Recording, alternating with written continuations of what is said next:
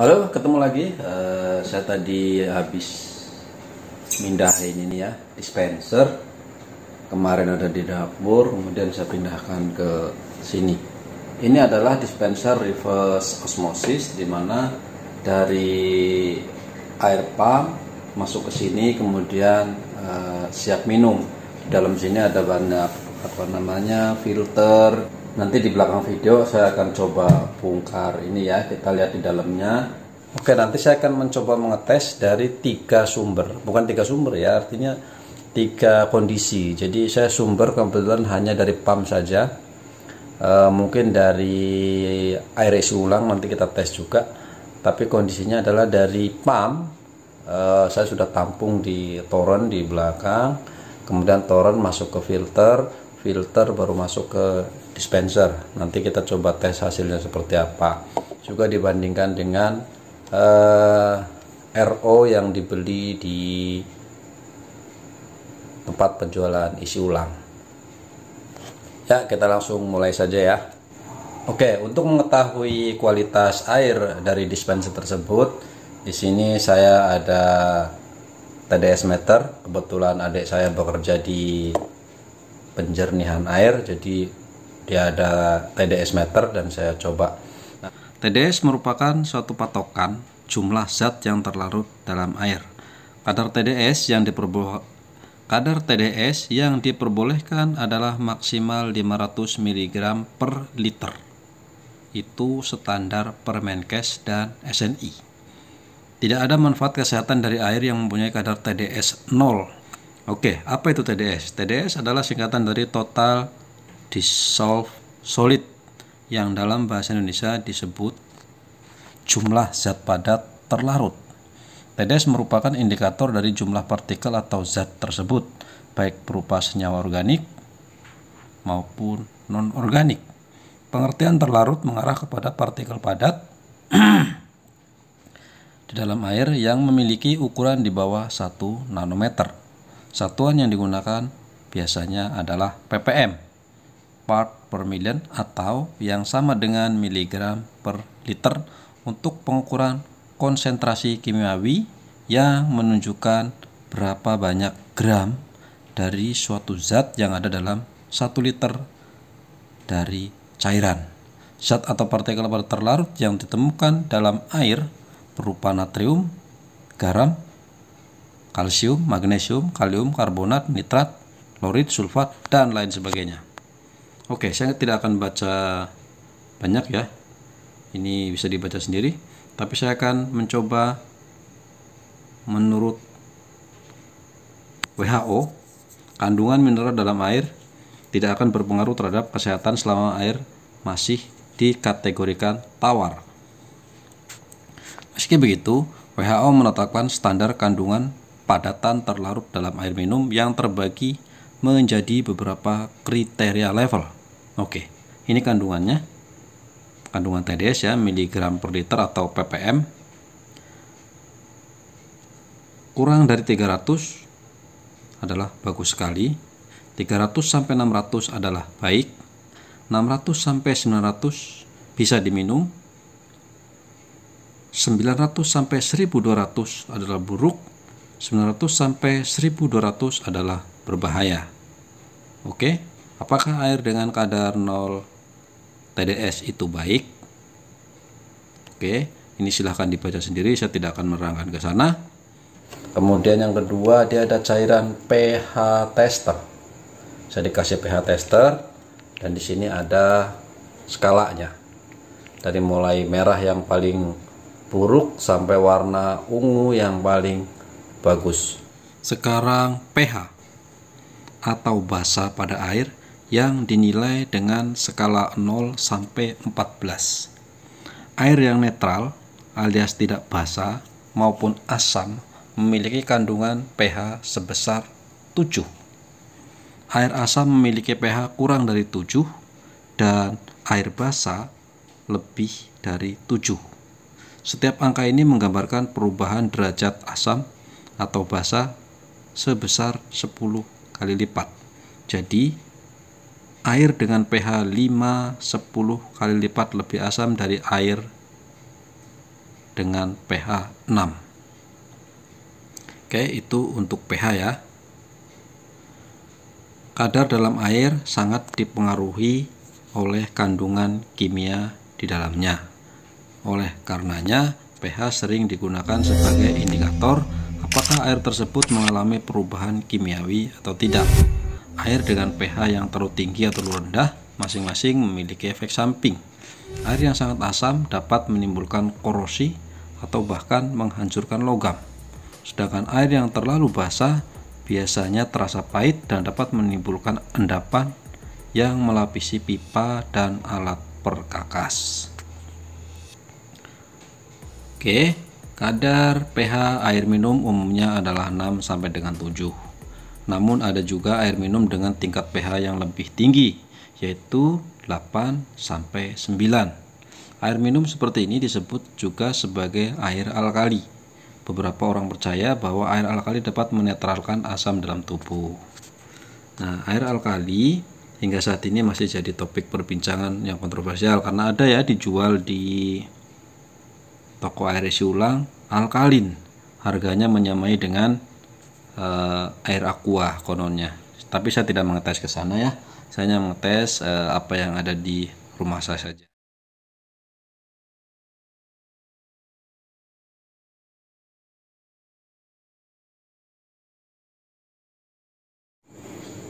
Oke, pertama saya akan mencoba mengetes air isi ulang yang banyak dijual di pasaran. Ini adalah bukan alkalin tapi RO ya. Ini di bawah aqua katanya.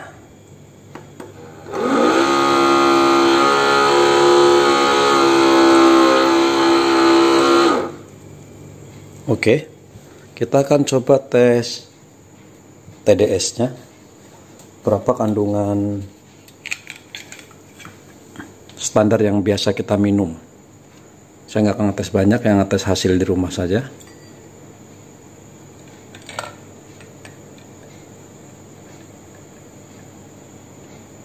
Ini 21 ya, bagus. 21, temperaturnya 29 derajat,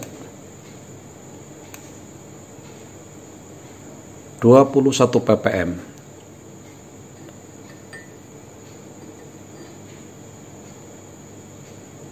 Oke, 22 ya.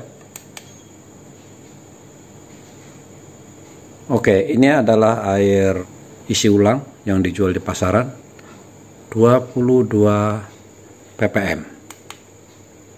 Oke.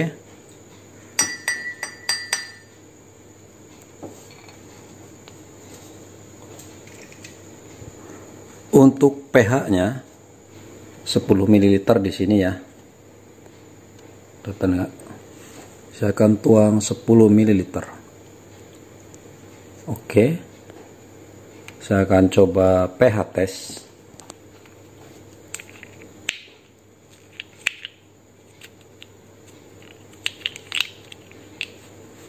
Oke.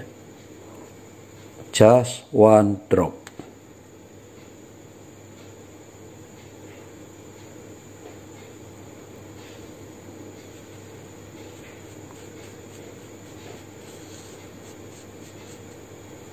Ini hasilnya.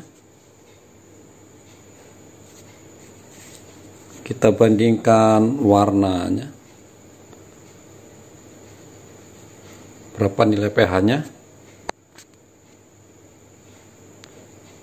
Berarti 7. Ini nilai pH-nya 7 ya. Jadi inilah air natural. Saya kita lihat itu air natural. Netral, sorry, bukan natural. Air netral. Oke, ini untuk RO air isi ulang. Selanjutnya saya akan mengetes air dispenser ini. Jadi kita samakan standar temperaturnya. Ini adalah yang panas, ini adalah yang dingin, ini ada yang normal. Jadi kita pakai normal saja.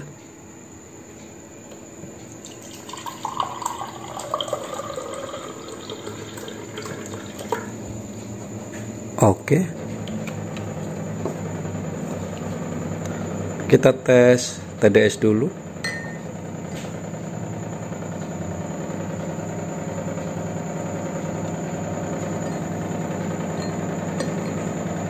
Hasilnya 19, 18. Lebih baik dari air isi ulang yang dibeli ya. Nih, seperti ini. 18. Kita lihat temperaturnya berapa. Temperaturnya 33, emang dia lebih rendah ya. Oke. Kemudian kita ukur pH-nya. Kita ukur zat asamnya. Alah.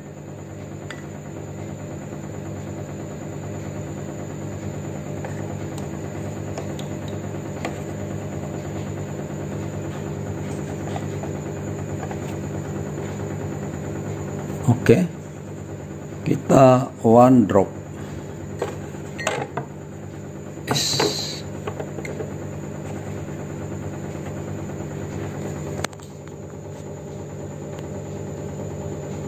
Untuk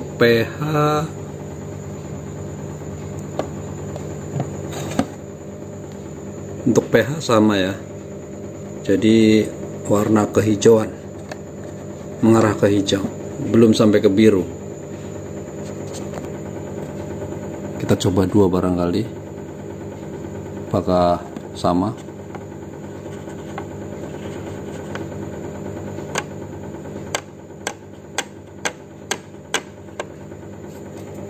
Seperti itu ya, hijau.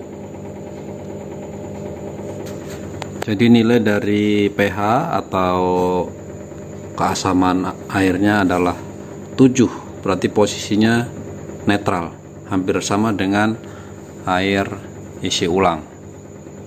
Oke. Pengetesan selanjutnya adalah air toren. Air toren maksudnya air pam juga, cuman yang sudah ditampung.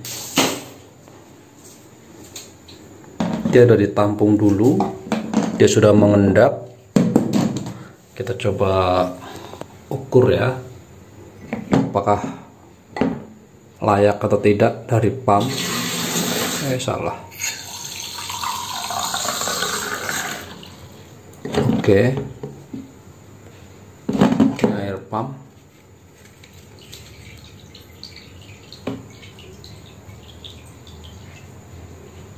Adalah 98, bukan 18 ya.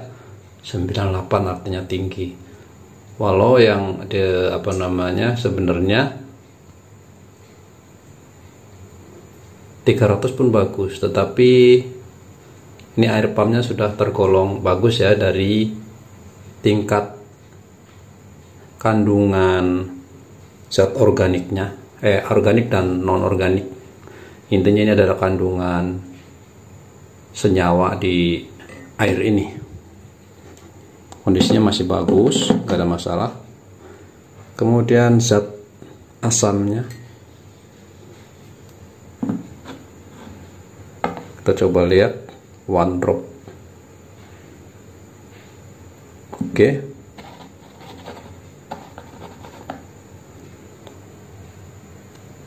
Pada dasarnya bagus. Tetap ya, memang ini air pam adalah air sudah diolah, sudah bagus sebenarnya. Oke, sekarang kita coba air pam langsung yang tanpa diendapkan dulu. Saya ada dari luar.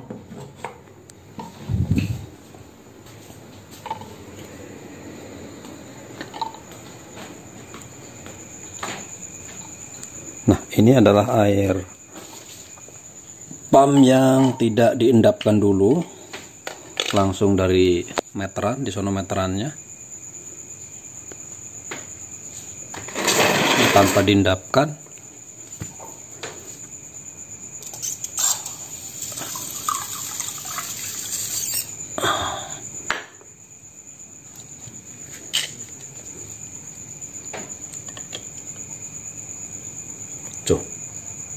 tinggi sekali bro. Jadi 158 ya. Jadi inilah perbedaannya antara air pump yang langsung dengan yang sudah diendapkan tadi. Setelah diendapkan itu mendapatkan 98. Oke, untuk pH kita lihat kandungan pH-nya yang tanpa diendapkan, 1 drop.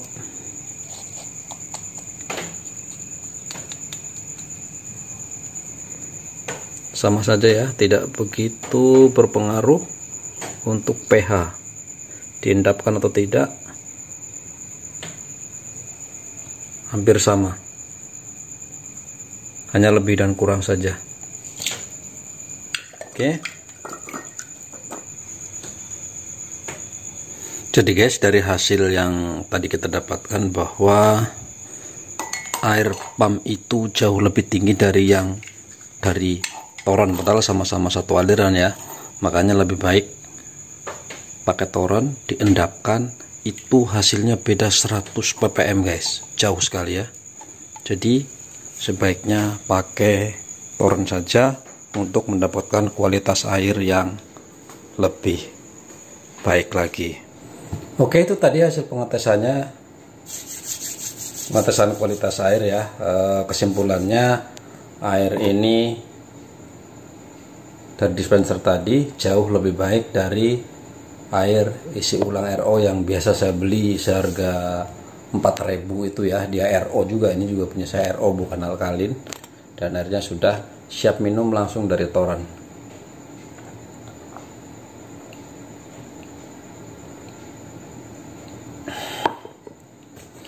Oke, itu saja. Selepas ini saya akan coba lihat dispensernya seperti apa. Saya akan bongkar, kemudian kita bisa lihat kenapa air yang dari pump yang ppm itu kemudian masuk ke toren diendapkan itu udah turun menjadi 198, turun menjadi 98, artinya 100 ppm hilang, lebih bersih setelah diendapkan saja guys. Kemudian dia akan masuk ke dispenser, dari dispenser kemudian turun menjadi 18, yang artinya itu lebih baik dari air RO yang dijual di air isi ulang tempat saya biasa beli. Oke, kita langsung lihat saja dispenser dan isinya. Dispenser ini tidak ada mereknya, hanya Hot and Cool Pipeline Water Dispenser tipe LS28. Ini heaternya ya, konsumsinya 550 watt, 220, cooling temperatur 7-10 derajat, kapasitas 5 liter untuk 90 derajat ya. Kemudian cooling powernya 75, water tanknya 1,7 liter, temperatur kerja standar. Jadi total konsumsi yang diperlukan ada 1200 watt. Oke. Ini air masuk, kemudian ini pembuangannya. Ini kipas untuk cooling. Saya ada 4 spare filter. Jadi ini filter sebelum masuk ke sana, ini hanya untuk membuang sedimen, kemudian kotoran, karat, removal ya, sedimen, dirt, lumpur, kemudian karat, removal untuk membuang. Jadi fungsinya nih, kita lihat seperti ini untuk membuang ya. Dia seperti ini. Jadi yang di mangkok tadi adalah ini penggantinya. Oke, ini adalah yang bekas pemakaian. Lihat lumpurnya tuh, banyak sekali tuh, sangat halus sekali lumpurnya. Nah, ini air keluar dari dalam ya. Jadi air itu dari toren masuk ke dinding luar sini, dia akan keluar lewat sebelah dalam. Jadi dalamnya tuh masih bersih tuh kan. Tuh, lumpur yang ada di luar tuh nggak tembus ke dalam. Ini untuk satu filter seperti ini. Jadi luarnya sangat kotor. Begitu masuk airnya keluar sini tuh bersih ya untuk ukuran air.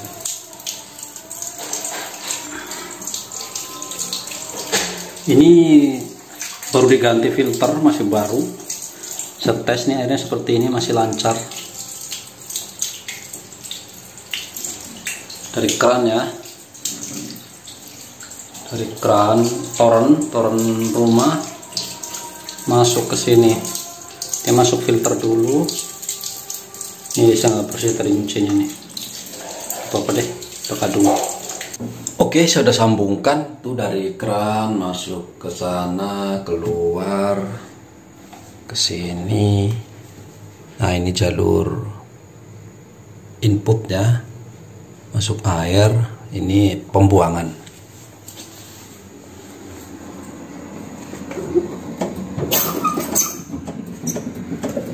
Itu ya,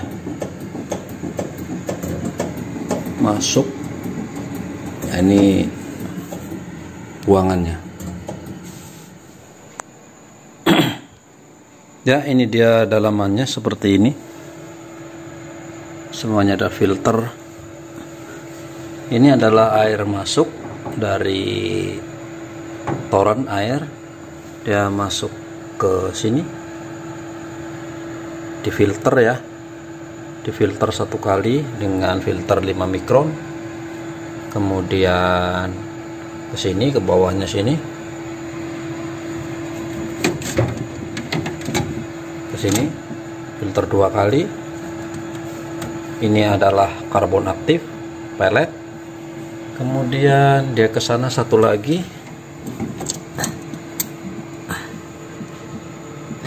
filter 1 mikron, kecil sekali, makin kecil makin kecil.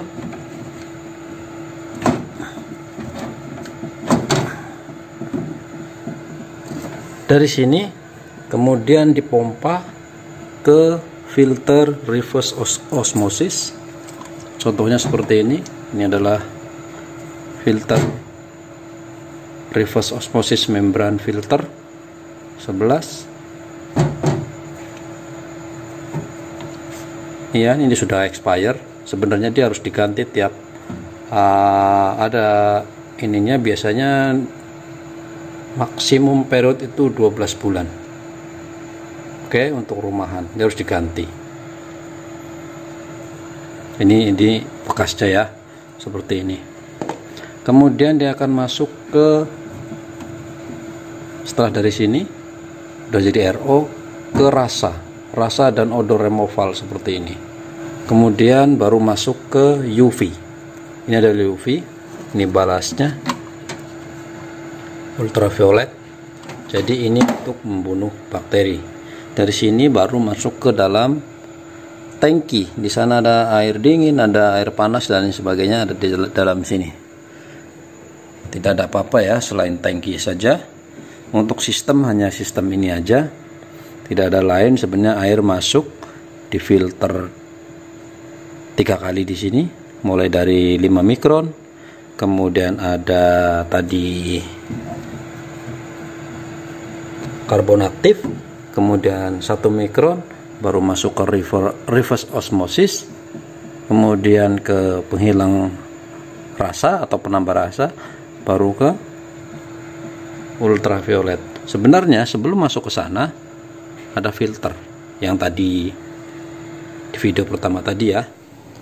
Oke, itu tadi semua videonya ya, mulai dari pemahaman tentang TDS, pH, kemudian pengetesan tiap-tiap air. Nanti saya coba akan kapan-kapan saya akan coba tes air yang dijual di pasaran seperti apa ya, kalau mau nyoba aja. Kemudian sistemnya seperti apa, tadi dispensernya gitu ya. Jadi di tempat isi ulang juga sama seperti itu aja sistemnya, cuman bedanya kalau ini cuman 5 liter, kalau di sana itu bisa sampai 1000 liter per hari. Oke, hanya besar dan kecil saja. Oke geng, itu saja, mudah-mudahan bermanfaat. Jangan lupa di subscribe, di like, dan di share ke teman-teman. Salam Iptek 51 dan bye-bye.